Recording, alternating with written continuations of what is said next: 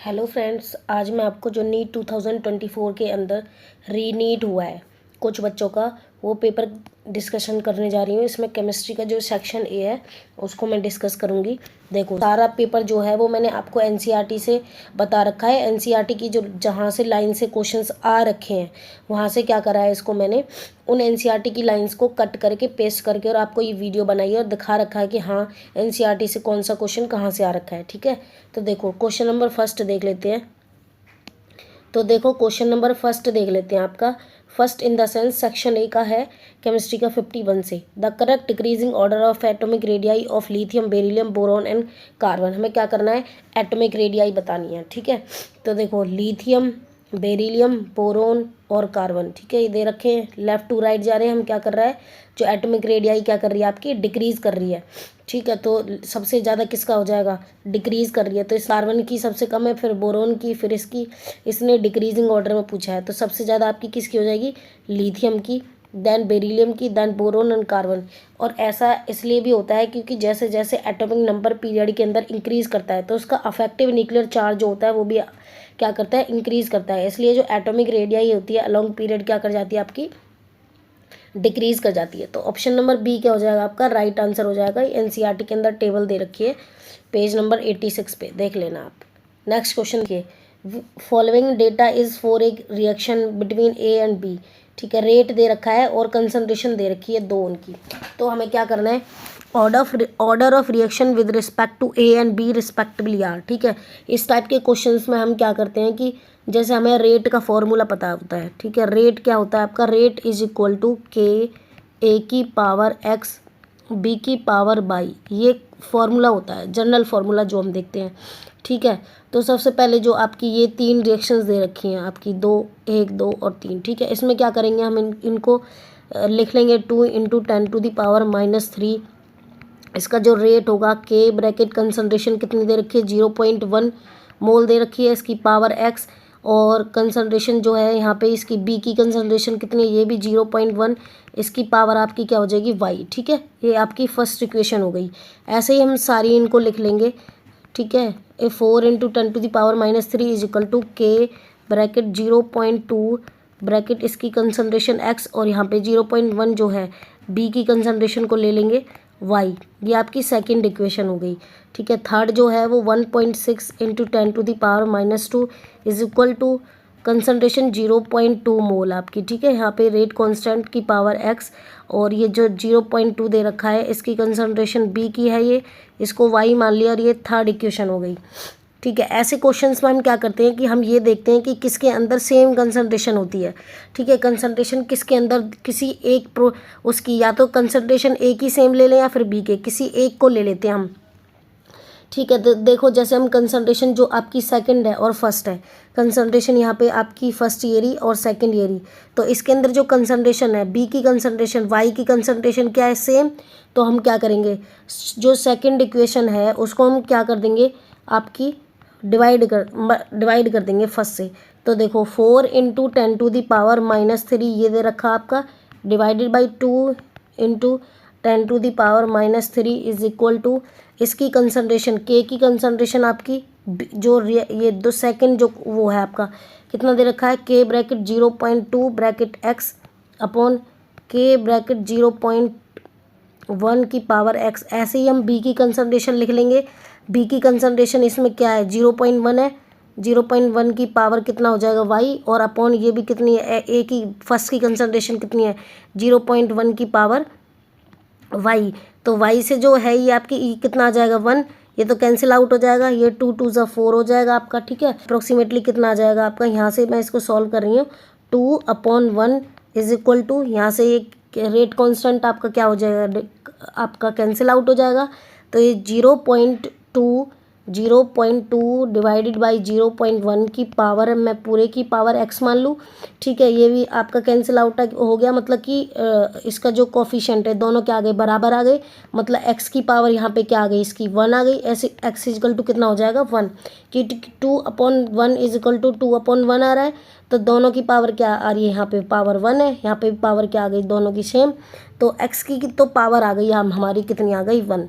तो एक्स की पावर 1 देख लेते हैं हम। एक दो ऑप्शन है आपका, एक फर्स्ट और एक थर्ड। सेकंड एलिमिनेट हो गया और फोर्थ भी एलिमिनेट हो गया।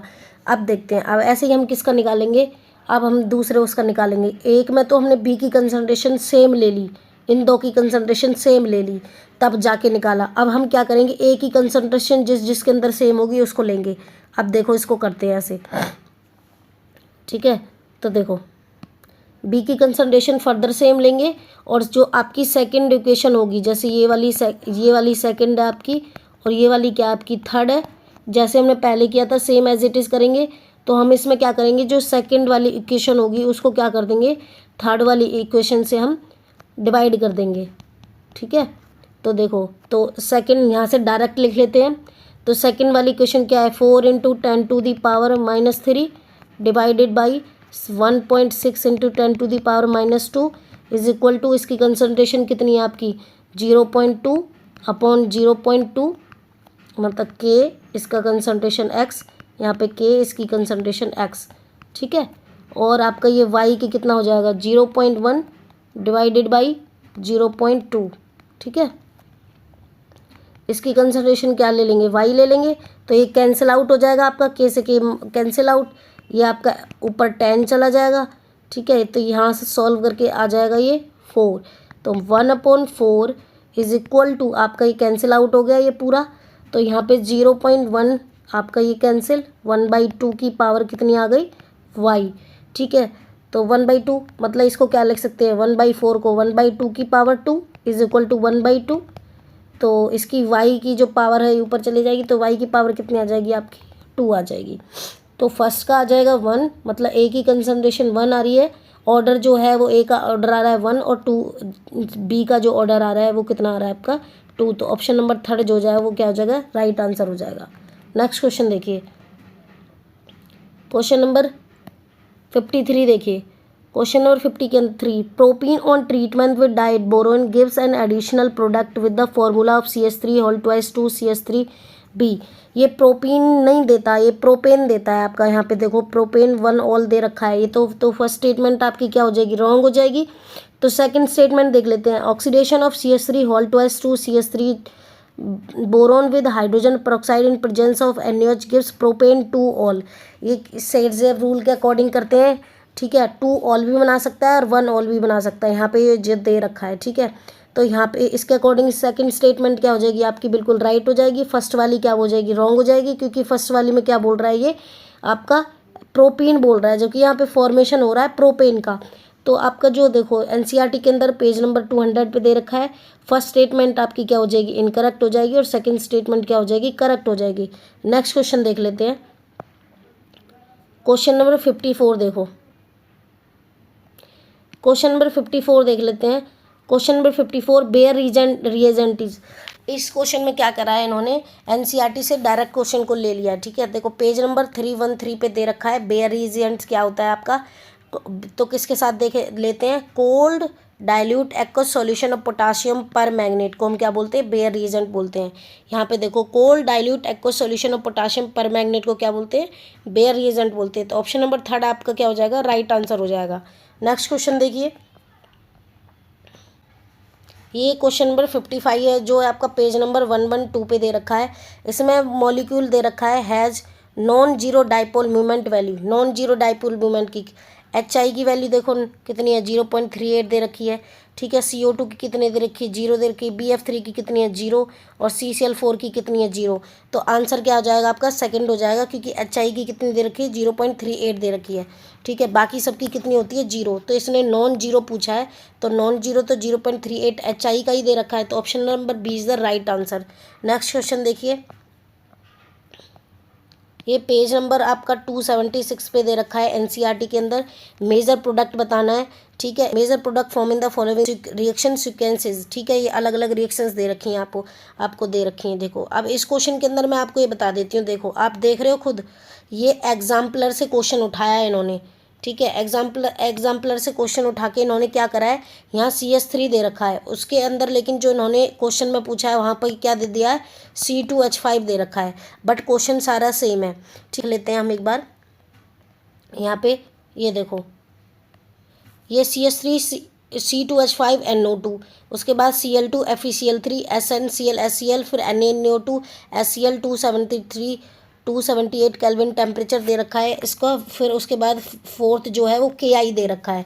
ठीक है, तो हम इस क्वेश्चन में देखो सबसे पहले देख लेते हैं हम जहाँ पे C2H5 दे रखा होगा वहाँ पे CH3 को क्या करते जाएंगे, एलिमिनेट करते जाएंगे। ठीक है, तो CH3 की जगह पे हम क्या करेंगे, C2H5 को यूज़ करेंगे। ठीक है, बट मैं इसको बता देती हूँ आपको यहाँ पे एक बार। जैसे आपका ये दे रखा है यहाँ पे, तो Cl2FeCl3 सबसे पहले क्या आ जाएगा यहाँ पे देखो, जो फॉर्म होगा यहाँ पे आपका ये C2H5, यहाँ पे क्या आ जाएगा आपका Cl आ जाएगा। ठीक है, और यहाँ पे आपका क्या आ जाएगा NO2, मतलब कि Cl2FeCl3 है, यहाँ पे क्या आ जाएगा, अर्थो पोजीशन पे क्लोरीन आ जाएगा।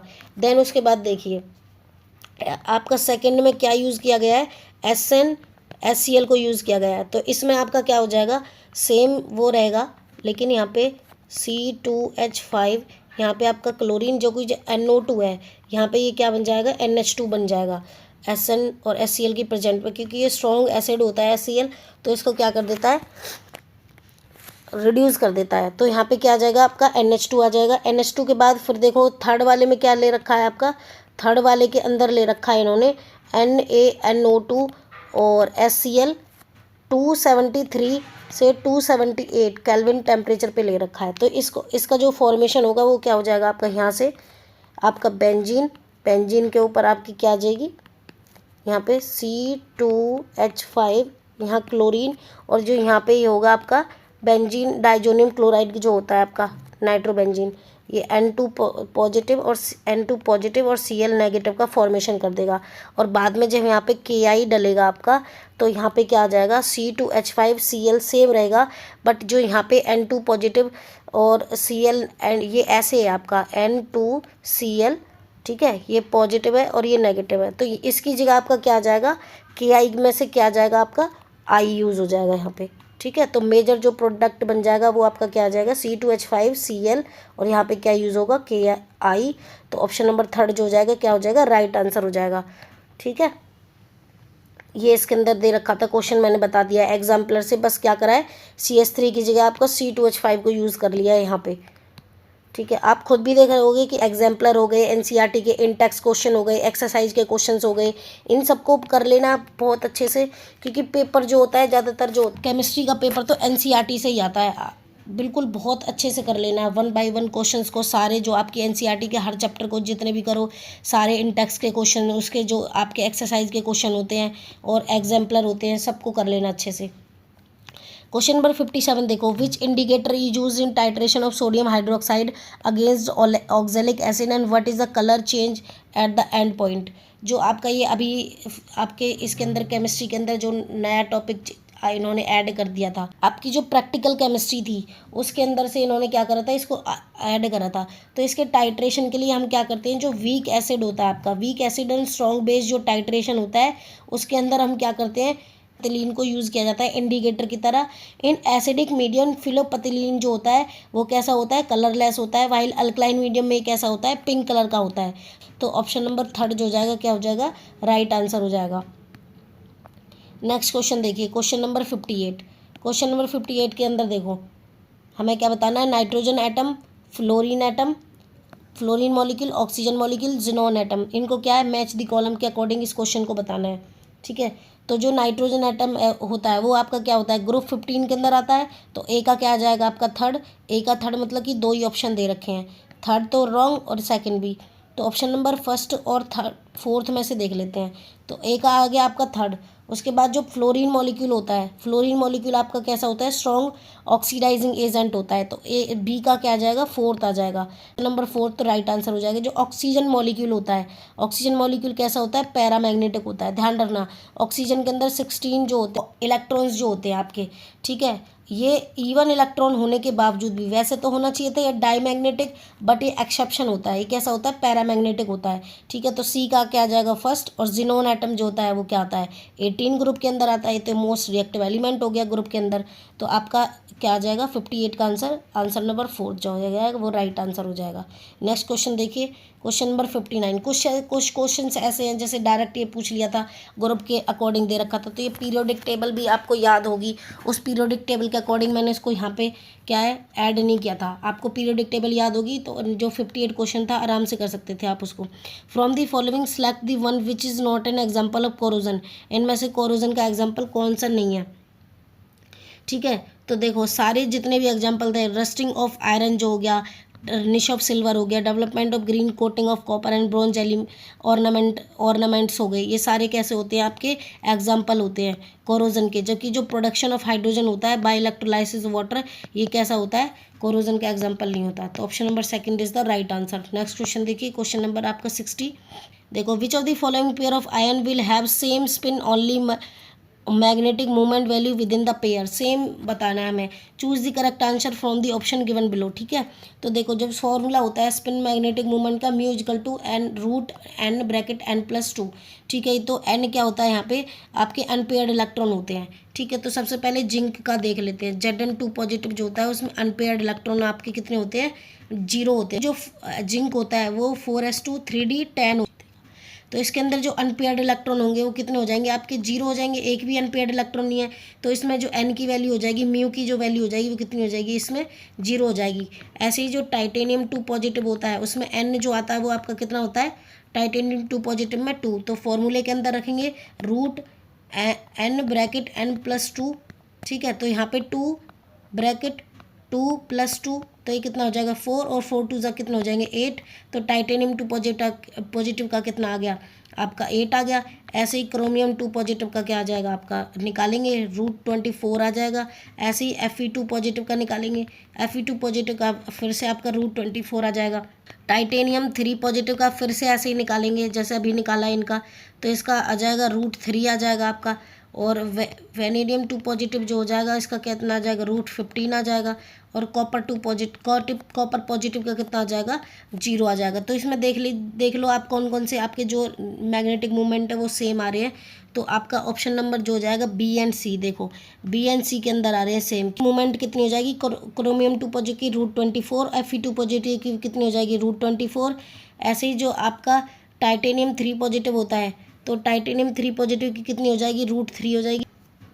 कॉपर 2 पॉजिटिव की कितनी होती है √3 और टाइटेनियम 3 पॉजिटिव की कितनी होती है √3। तो आपका जो कॉपर 2 पॉजिटिव और टाइटेनियम 3 पॉजिटिव की क्या हो जाएगा सेम, तो इसलिए आंसर हो जाएगा बी, फोर्थ हो जाएगा, बी एंड सी जो हो जाएंगे। ये इस फॉर्मूले के अकॉर्डिंग कर लेता नहीं, एनसीईआरटी के अंदर ये फॉर्मूला दे रखा है और यहाँ पे भी देख लेना ये इस टेबल के अकॉर्डिंग, इस टेबल में से भी इस क्वेश्चन को उठा के पूछ लिया है, ठीक है। नेक्स्ट क्वेश्चन देखिए, देखो question number 61। At a given temperature and pressure the equilibrium constant value for the given equilibrium are given below. 3a2 plus b2 gives there are 2a3b k1 a3b there are 3/2 a2 plus half b2 k2। Relation between k1 and k2 के बीच में हमें बताना है। देखो पहली जो equation आपकी जो दे रखी है ये, ठीक है, इसमें 3a2 plus b2 बना रहा है 2a3। तो जो सेकंड इसमें दे रखी है इस रिएक्शन को इन्होंने क्या कर दिया है रिवर्स कर दिया है। मतलब कि सेकंड इक्वेशन में बोल सकती हूँ k2 इक्वल टू कितना हो जाएगा 1/k1 हो जाएगा, क्योंकि रिवर्स रिएक्शन को क्या कर दिया है रिवर्स कर दिया है। लेकिन देखो इनका जो कोफिशिएंट है यहाँ 2a2 है, लेकिन यहाँ पे इन्होंने क्या करा है यहाँ पे तो 2 नहीं है, इसका मतलब इस रिएक्शन को क्या करा है इन्होंने 2 से आपका डिवाइड करा है। देखो मैं ऐसे क्वेश्चंस में क्या करना होता है, जब रिएक्शन जैसे आपकी कोई भी रिएक्शन दे रखी होती है, ठीक है, अगर वो जैसे रिएक्शन 1 है, फर्स्ट रिएक्शन मान लेते हैं और ये सेकंड रिएक्शन है। अगर रिएक्शन फर्स्ट वाली को आप क्या कर रहे हो, अगर आप उसको मल्टीप्लाई कर रहे हो, ठीक है, तो मल्टीप्लाई करने पे जैसे k1 है इधर, तो k2 क्या आ जाएगा मल्टीप्लाई करा तो ये k2 की वैल्यू कितनी आ जाएगी पावर में आ जाएगी। अगर आप उसको क्या कर रहे हो डिवाइड कर रहे हो, तो डिवाइड करने पे जो आपकी पावर होती है वो जैसे 1/2 से यहाँ पे इस क्वेश्चन में क्या कर रखा है डिवाइड कर रखा है, तो 1/2 k2 की पावर क्या बन जाएगी 1/2 पावर में चली जाएगी, ठीक है। और अगर आपका प्लस में कर रखा है प्लस में, ठीक है, जैसे k2 को क्या कर रखा है प्लस में कर रखा है, तो उसकी पावर जो हो जाएगी वो क्या हो जाएगी मल्टीप्लिकेशन में आ जाएगी, ठीक है।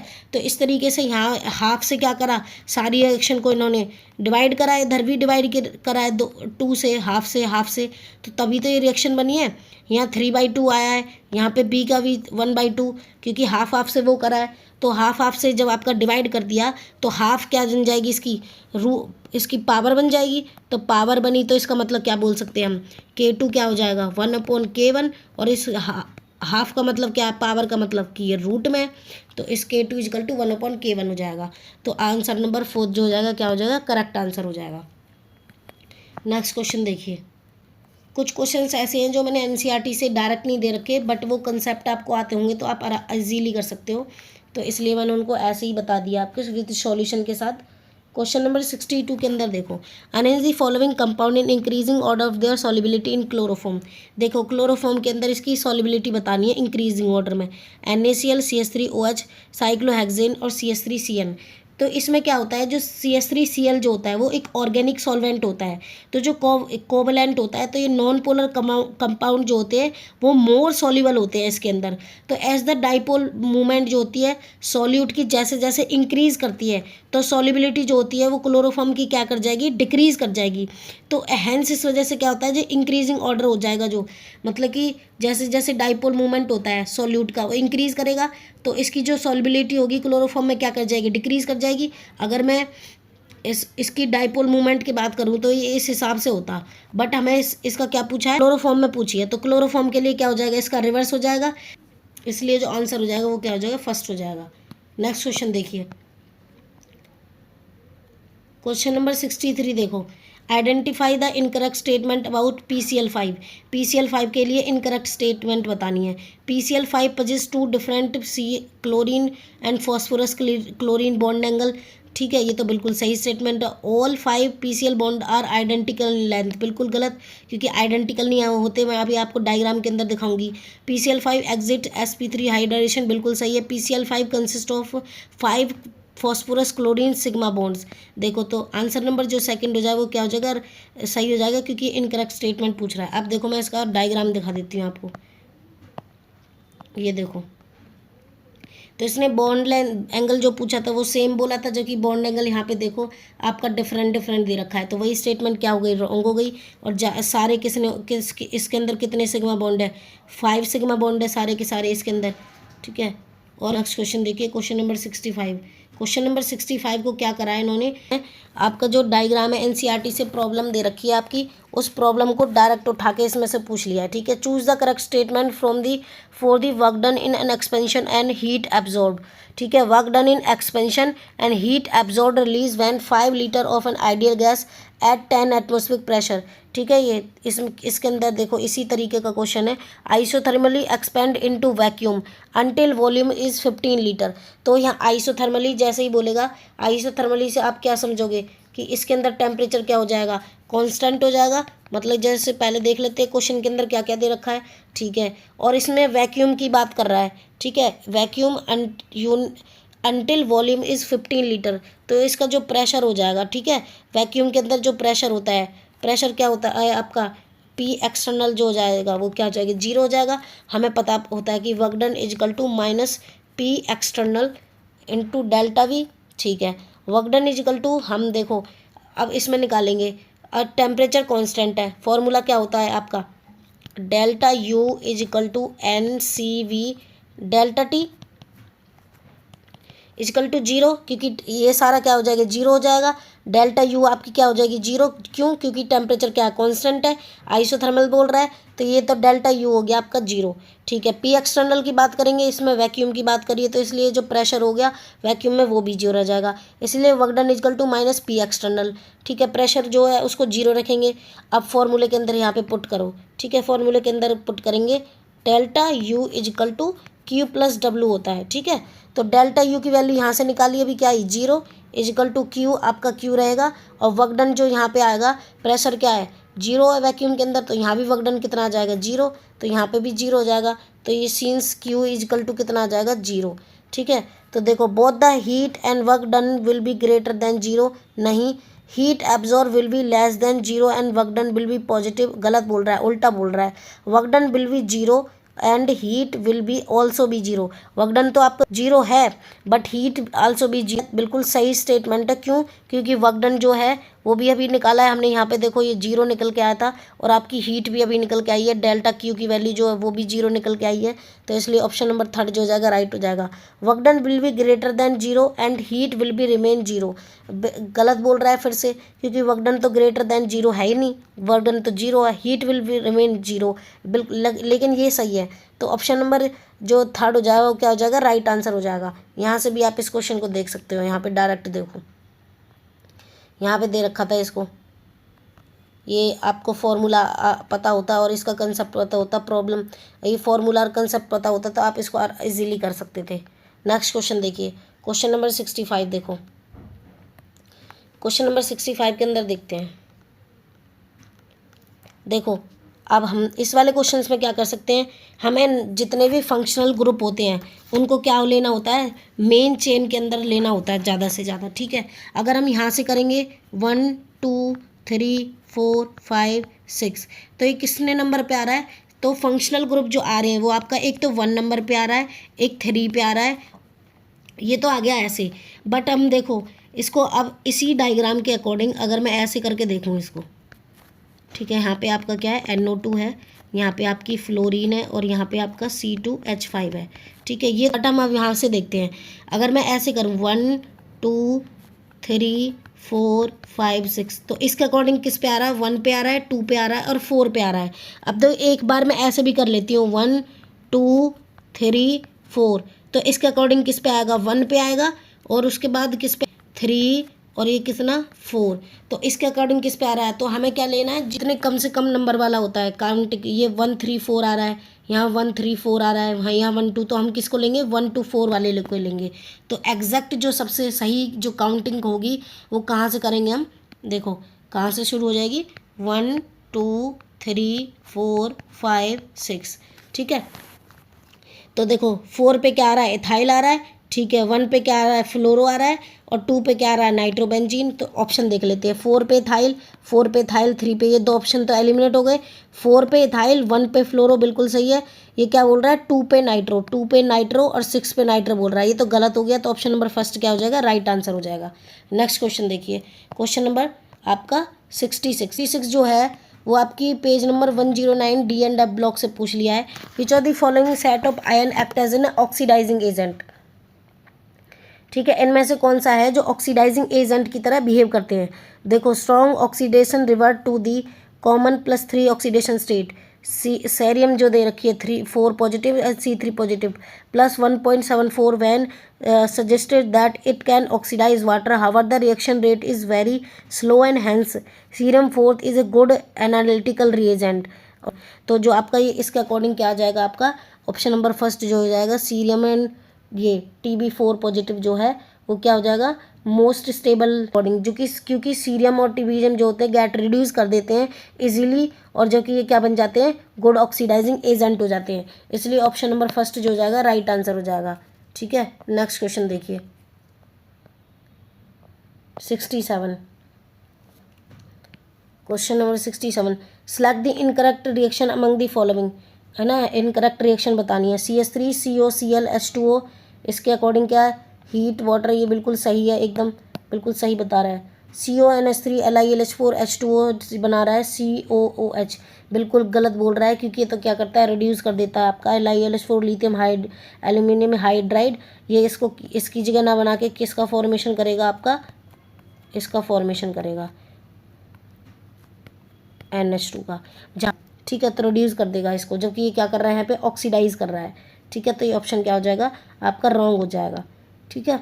CH3 CH2OH के MnO4 या CH3 COOH का फॉर्मेशन करता है, राइट है एकदम। CH3 CH2 CH2OH, क्रोमियम आपका O3 H2SO4 किसका फॉर्मेशन करता है? बाद में कार्बोक्सिलिक एसिड का फॉर्मेशन करता है। तो ऑप्शन नंबर सेकंड जो हो जाएगा इनकरेक्ट स्टेटमेंट हो जाएगी, इसलिए आंसर हो जाएगा सेकंड। क्वेश्चन नंबर 68 देखिए, UV visible absorbent band in spectral of lanthanoid ions, ये भी आपकी NCERT के पेज से आया है। Ions are x probable because of excitation of electron involves y, the x and y respectively are. तो इसमें देखो absorption band are narrow probably because of excitation within f लेबल the lanthanoid ion other than F0 type lanthanum 3 positive and SCE 4 positive and F14 type UV दे रखे are paramagnetic. अब इसमें देखो बोल रहा है कि एक्स एंड वाई क्या होंगे, ठीक है। तो एक्स क्या हो जाएगा आपका नैरो बैंड होगा, यहाँ पे देखो बैंड कैसे हो जाएंगे नैरो हो जाएंगे, और आपका किसके अंदर जाएंगे एफ लेवल के अंदर जाएंगे। तो यहाँ पे देखो ब्रॉड ये भी गलत ये भी गलत, और नैरो नैरो देख लेते हैं, नैरो 2 ऑप्शन है लेकिन डी एंड एफ ब्लॉक बोल रहा है ये, जबकि यहाँ पे क्या आ रहा है आपका एफ ऑर्बिटल आ रहा है ओनली। तो आंसर क्या हो जाएगा इसके अकॉर्डिंग कि एफ लेवल और क्या है नैरो बैंड है। तो ऑप्शन नंबर सेकंड क्या हो जाएगा राइट आंसर हो जाएगा। ये एनसीईआरटी के पेज नंबर पे दे रखा है आपका 110 पे, एनसीईआरटी के पेज नंबर 110 पे दे रखा है, ठीक है। नेक्स्ट क्वेश्चन देखिए, di amine tetra acetate ion is an, ये हेक्साडेंटेट लिगेंड होता है, एम्बिडेंटेट लिगेंड होता है, मोनोडेंटेट लिगेंड होता है, बाइडेंटेट लिगेंड होता है। तो ये कैसा होता है हेक्साडेंटेट लिगेंड होता है। ये देखो आपका इथाइलिन डाइअमाइन टेट्राएसीटेट जो है, ethylene diamine tetraacetate ion is an important hexadentate ligand, इसलिए आंसर क्या हो जाएगा फर्स्ट हो जाएगा। ये आपका एनसीईआरटी के पेज नंबर कितने पे दे रखा है, पेज नंबर 121 पे दे रखा है। नेक्स्ट क्वेश्चन देखिए, क्वेश्चन नंबर 70। क्वेश्चन नंबर 70 है जो आपका सॉल्यूशन चैप्टर है, ठीक है। Amount of glucose required to prepare, मतलब 250 ml जो आपकी वो है वॉल्यूम दे रखी है और उसकी मोलरिटी दे रखी है। एक्वस सॉल्यूशन जब भी बोलेगा ज़्यादातर मोलरिटी होती है वो, ठीक है। इसके लिए कितने अमाउंट ऑफ ग्लूकोज की हमें ज़रूरत पड़ेगी, मोलर मास दे रखा है इसका इतना। तो जो फॉर्मूला होता है आपका मोलरिटी का, जो फॉर्मूला होता है आपका गिवन वेट होता है अपॉन मॉलिक्यूलर वेट होता है इसका, कितना होता है इनटू 1000 अपॉन वॉल्यूम, ठीक है। तो देखो इसने आपकी मोलरिटी तो m/20 ऑलरेडी दे दी है, m/20। हमें वेट ये पूछा है क्योंकि अमाउंट ऑफ ग्लूकोज के लिए, तो इसको x मान लेंगे। मॉलिक्यूलर वेट जो कितना दे रखा है 180 दे रखा है ग्लूकोज का, ठीक है, इनटू 1000। वॉल्यूम कितनी आ जाएगी आपकी 250 ml दे रखी है 250, ठीक है। तो ये कैंसिल आउट हो जाएगा आपका, ठीक है। तो ये अप्रोक्सीमेटली जो सॉल्व करके आ जाएगा आपका, को क्या ले सकते हैं m/20 का मतलब 1/20 हो गया ये, ठीक है। मोलरिटी कितनी है 1/20। तो जो आपकी x की वैल्यू आएगी, x की वैल्यू जो सॉल्व करके आ जाएगी वो 2.25 ग्राम आएगी। इसको आप सॉल्व करके खुद देखोगे और आंसर क्या आ जाएगा आपका 2.25 ग्राम। डायरेक्टली आपका फॉर्मूला बेस्ड क्वेश्चन था। देखो नेक्स्ट क्वेश्चन देखिए, question number 71। Identify the incorrect statement from the following, इनमें से हमें क्या बतानी है इनकरेक्ट स्टेटमेंट बतानी है, ठीक है। The acidic strength of x जो है HX fluorine chlorine bromine iodine follow, फिर कल बाहर आई, ठीक है। तो ये तो नहीं होता क्योंकि जो एसिडिक स्ट्रेंथ का ऑर्डर होता है वो ऐसे होता है आपका, ठीक है। तो सबसे ज़्यादा HI का, देन ब्रोमीन का, देन क्लोरीन का, देन फ्लोरीन का। तो ऑप्शन नंबर फर्स्ट तो आपका इनकरेक्ट हो गया, इसने इनकरेक्ट स्टेटमेंट ही पूछी है तो आंसर तो आपका निकल के आ गया फर्स्ट। बट आगे देख लेते हैं, fluorine exhibit minus oxidation state where other halogen +1 +3 +5 and +7 oxidation state. बिल्कुल सही है क्योंकि जो फ्लोरीन होता है वही एक ऐसा एलिमेंट है जो केवल -1 ऑक्सीडेशन स्टेट को शो करता है। The enthalpy of dissociation of F2 is smaller than that of Cl2, ये भी बिल्कुल राइट है। Fluorine is a stronger oxidising agent than chlorine, ये भी आपका बिल्कुल क्या हो जाएगा। Question number 72। क्वेश्चन नंबर 72 के अंदर देखो, for the reaction in equilibrium N2 + 3H2 gives 2NH3 delta H =-Q दे रखा है। Reaction is favoured in forward direction में, कब रिएक्शन फॉरवर्ड डायरेक्शन में फेवर्ड होगी, use of catalyst decrease concentration of N2, low pressure high temperature high concentration of ammonia, जबकि high pressure low temperature and high concentration of H2। Option number 4 जो हो जाएगा वो right answer हो जाएगा। यहाँ पे देखो द इफेक्टिव टेम्परेचर, यहाँ से ये लाइन यहाँ से effective temperature on direction of reaction is depicted by well in the experiment as low temperature in the beaker 1, forward reaction formation of N2O4 is preferred the reaction is exothermic, क्योंकि यहाँ पे delta H की value कितनी दे दी है negative दे दी है हमें already. ये भी किसके लिए बोल रहा है एक्सोथर्मिक के लिए। यहाँ पे टेम्परेचर की वैल्यू को क्या बोल रहा है ये लो टेम्परेचर होना चाहिए, तो हमें भी यहाँ पे क्या आ गया लो टेम्परेचर, ठीक है। ऐसे ही हम प्रेशर को देख लेते हैं, प्रेशर देखो, ठीक है। यहाँ पे हो जाएगा, बट जैसे जैसे कंसंट्रेशन इंक्रीज करेंगे तो प्रेशर क्या हो जाएगा, हाई हो जाएगा। ठीक है, तो वॉल्यूम जो है यहाँ से यहाँ तक जो है इसका क्या बोलते हैं, प्रेशर क्या हो जाएगा, हाई हो जाएगा। इस पैराग्राफ के अंदर जो है concentration solution liquid is nearly independent of pressure. ठीक है, प्रेशर क्या होगा, हाई प्रेशर होगा, लो टेम्परेचर होगा, high concentration of H2। Answer number 4 is the right answer. 73 देखो, the major product D form in the following reaction sequences. इसमें क्या है, मेजर प्रोडक्ट बताना है हमें, ये वाला बताना है किसका फॉर्मेशन होगा। 73 को देख लेते हैं हम सबसे पहले। तो CH3OH SOCl2 जब हम डालेंगे तो यहाँ पे जो ए बनेगा, ए प्रोडक्ट क्या बनेगा, CH3Cl आ जाएगा। SO2Cl2 क्या कर देगा, OH को हटा के क्लोरीन को बना देगा, ये क्या बन जाएगा आपका ए प्रोडक्ट बन जाएगा। अब यहाँ पे जो बी बनेगा, KCN एक्वस OH, मतलब कि आपका इथाइल हाइड्रोक्साइड जो डालेंगे, तो आपका इथाइल हाइड्रोक्साइड डालने के डालेंगे KCN डालेंगे, KCN डालेंगे तो आपका KCN डालेंगे तो यहाँ पे क्या बन जाएगा, CH3CN आ जाएगा। KCN में से क्या लग जाएगा, CN लग जाएगा। ठीक है, ये आपका क्या बन जाएगा, बी।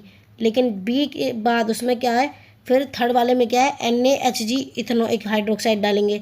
ठीक है, तो बी वाले में क्या डालेंगे, Na। यहाँ पे जब ये वाला आया आपका बी, CH3CN आ गया। ठीक है, यहाँ इसके अंदर ये वाला प्रोडक्ट डालेंगे तो ये क्या बन जाएगा आपका सी वाला, CH3CH2NH2, मतलब कि ये क्या बना देगा, NH2 का फॉर्मेशन कर देगा। फिर इस NH2 के अंदर हम क्या डालेंगे, NaNO2 प्लस HCl और H2O सेकेंड नंबर पे डालेंगे, तो इसका मेजर प्रोडक्ट जो देगा वो क्या देगा, CH3CH2OH। ठीक है, तो किसका फॉर्मेशन कर देगा, आपका OH को, तो ये बना देगा। तो ऑप्शन नंबर आप देख लेते हैं, इसमें फर्स्ट वाला जो है वो नहीं है क्योंकि इसको तो नहीं बना रहा ये, सेकंड वाला भी नहीं है आपका, थर्ड वाला देख लेते हैं। तो ऑप्शन नंबर थर्ड जो हो जाएगा क्या हो जाएगा, राइट आंसर हो जाएगा। नेक्स्ट क्वेश्चन देखिए 74। को पीरियोडिक टेबल याद होती तो आप इजीली इस क्वेश्चन को आराम से कर सकते हो। ठीक, सीरियम क्या होता है, लेंथेनॉइड के अंदर आता है, तो ए का क्या आ जाएगा, ए का आ जाएगा क्या, फर्स्ट। और जो आपका बी है, डी ब्लॉक एलिमेंट के अंदर क्या आता है, मैग्नीज, क्योंकि जितने भी सचिन टाई वाला क्रिकेट में फिर कोई नया कप जीतेगा, युवराज जहीर नाम मोरिया तेरा राय रहेगा पीछे अगर कर का, ये सारे किसके अंदर आते हैं, आपके डी ब्लॉक के अंदर आते हैं। तो बी का क्या हो जाएगा, आपका फोर्थ हो जाएगा। पी ब्लॉक के अंदर देखो, पी ब्लॉक एलिमेंट के अंदर आता है क्या, AS। ठीक है, आर्सेनिक। और जो आपका एस ब्लॉक एलिमेंट के अंदर क्या आ जाएगा, आपका सीरियम आ जाएगा। ठीक है, तो जो लीना कुमारी रोबोरी केस में फरार, तो ये आ गया आपका। ठीक है, तो ऑप्शन नंबर थर्ड जो हो जाएगा क्या हो जाएगा, राइट आंसर हो जाएगा। नेक्स्ट क्वेश्चन देखिए, क्वेश्चन नंबर 75 देखते हैं। विच of the following is not an ambidentate ligand, इनमें से कौन सा एम्बीडेंटेट लिगेंड नहीं है। देखो पूछा है SCN, जो देखो यहाँ पे SCN क्या है, एम्बीडेंटेट लिगेंड है। ठीक है, NO2 क्या है, देखो NO2 भी क्या है, एम्बीडेंटेट लिगेंड है। और CN देखो, CN भी क्या है आपका, एम्बीडेंटेट लिगेंड है। तो आपका CN भी हो गया। और यहाँ C2O4 जो होता है वो एम्बीडेंटेट लिगेंड नहीं है इसमें से। तो ऑप्शन नंबर जो फर्स्ट हो जाएगा वो क्या हो जाएगा, राइट आंसर हो जाएगा। तो SCN भी है और आपका NO2 नेगेटिव भी है, और NCERT के अंदर डायरेक्ट दे रखा है। तो C2O4 जो होता है एम्बीडेंटेट नहीं होता। Option number first is the right answer. अगर ये वीडियो में आपको मेरी अच्छी लगी तो please like share and subscribe करना। और जो नेक्स्ट 25 क्वेश्चन होंगे मैं दूसरी वीडियो बनाऊंगी उसके लिए, और अपने फ्रेंड्स को भी शेयर करना। Thank you.